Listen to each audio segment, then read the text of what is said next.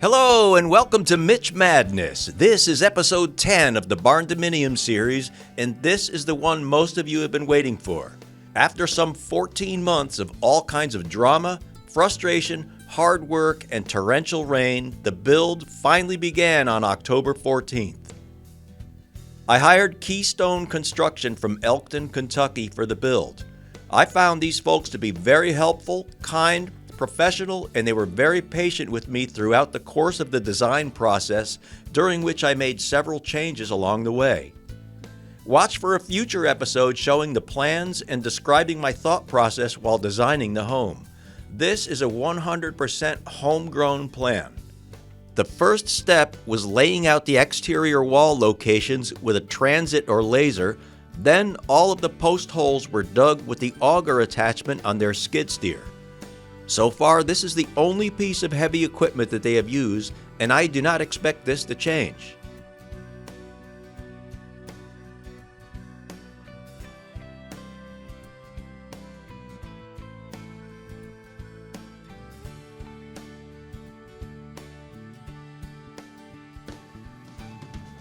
I was surprised to see that the posts are constructed of 3 separate 2x6s connected together for length and glued together.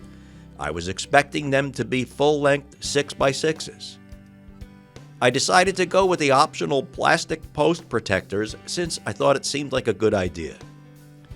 A concrete pancake was placed at the base of each hole before the posts were dropped into the holes. They installed all of the posts except for a few on the left side of the building. These were left out to provide access for the concrete truck.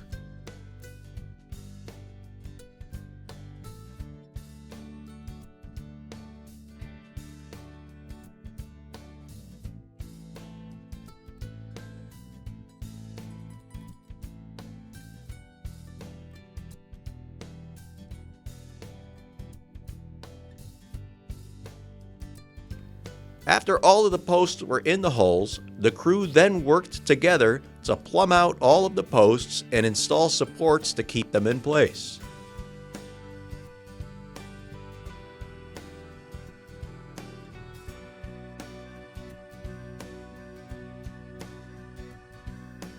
The concrete truck arrived around noon, so all of this work was completed in 5 hours. After the concrete was poured, the guys wrapped up for the day around 2 o'clock, so it was a short day. The crew of 4 workers arrived at 7 a.m. Monday as promised and went right to work. So far, this has been their daily routine. They arrive at 7 and get right to work immediately. They will take a short break in the morning, a 30-minute lunch break preceded by prayer, and then work until they get to a point where it looks like it's a good time to quit.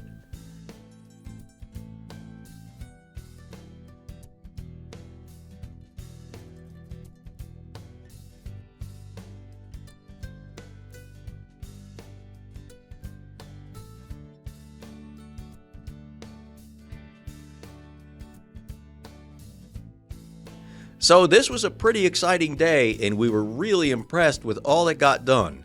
However, as they say, you ain't seen nothing yet.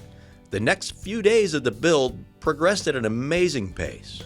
As I always like to say about that place, there's always something to do. So while the builders were doing their thing, we did a little of this and a little of that, like moving dirt around, planting grass, stuff like that. All right, that about covers it for today. As always, I urge you to like and subscribe so you don't miss any of the good stuff. I expect to have drone and time-lapse video for at least the next few episodes unless tech issues or drone crashes prevent it. Thank you all for watching and for your support. Any questions, just ask. Any comments, throw them my way. Bye, y'all.